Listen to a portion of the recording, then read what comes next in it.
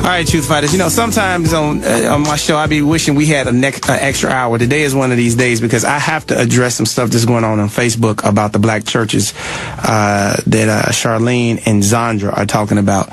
They don't believe anybody should be questioning the black churches. They don't think anybody should be attacking the black churches. Charlene says the church doesn't run the schools. The government does. People freely give their tithes and offering to the church. That's the key right there, Charlene. You just made the argument for me.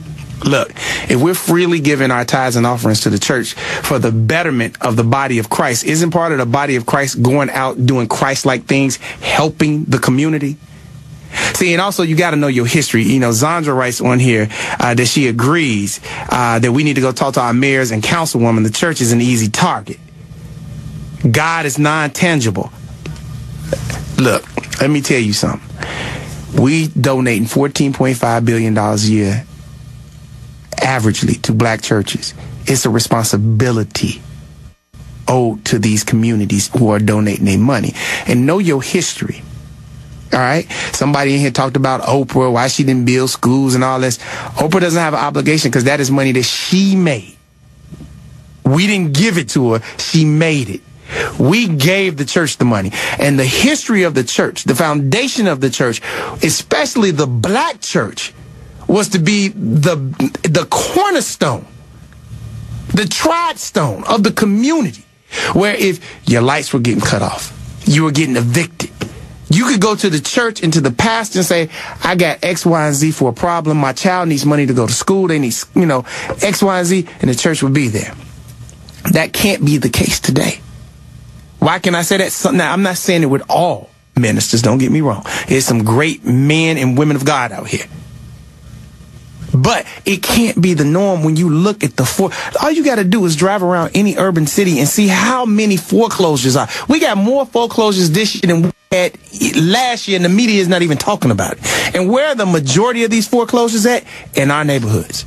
And that's why my motto started this week was in the next 18 months, I'm going to show you how to get out of debt, and I'm going to show you how you can start buying these properties. Now, if you got student loans, I can't help you with that, because if I knew how to do that, I would be out of debt. But I'm going to teach you how to get out of debt if you got credit cards and other things. I'm going to show you something that can help you out today. So 18 months from now, you could be buying these properties for $20,000 like some of these investors are doing right now. They are coming into your communities, buying your foreclosed homes in your communities for $20,000 or less, and sitting on that property because you know what? That property's going to be worth a lot of money in the next 5 years. It is an obligation to the church. It's no way a church should be sitting there making $69 million a year, and you got all this going on in the community around it, in the surrounding areas, and nobody's questioning what the church is doing. Even if it's doing something, it should be doing more if it's got $69 million coming in the door. $14.5 billion a year. That's just a disgrace. This ain't even got nothing to do with the damn government. You need to talk to your government. No, we don't. We need to talk to the damn ministers that's making all this money every week and ask them why aren't they pooling that money together to do something for the folks in the hood who's giving them their money.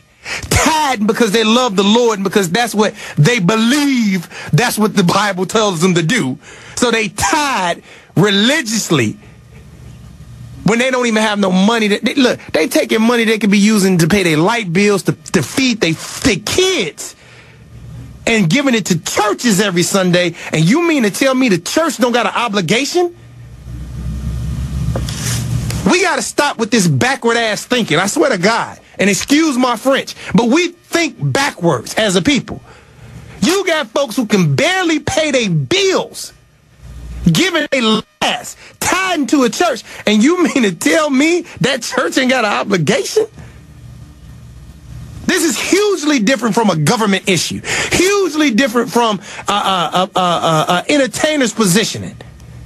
This is everyday working people giving 10 to 20% of what they make because of their love of God and because they believe in the church that they belong to and the man or woman of God that they're following. You mean to tell me that man or woman or that church or that body of Christ doesn't have an obligation to the person who's obligated to it?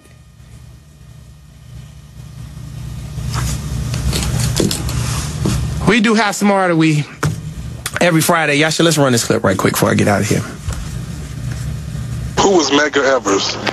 Medgar Evers, famous black man, as far as I can go. Sorry. Who was Medgar Evers? I don't know.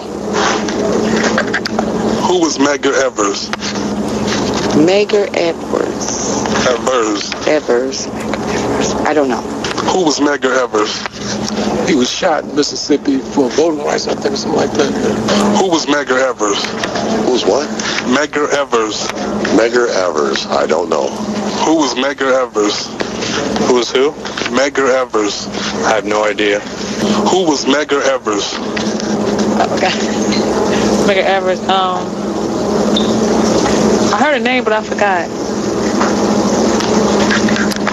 Who was Medgar Evers? He was, I'm not sure if I have the right story. Was he a man who was lynched in the South for, are you going to tell me if I'm right? You're not going to tell me if I'm right? Am I on the right track? You're on the right track. Okay. Who was lynched in the South, basically for being black. I don't remember what he was accused of, but Oh, Lord Jesus Who was Christ. Medgar Evers? Who was what? Medgar Evers. I don't know. Why you asking something I don't know? What you mean? How am I know you don't know? I don't know. Yeah. But you know the lyrics to Rihanna's song. Or Drake. We backwards with our thinking, boy. Don't even know who Medgar Evers is. That's a damn shame. 877-373-9766. Talking to you, Truth Fighters. Right here, right now. Warren Ballentine Show.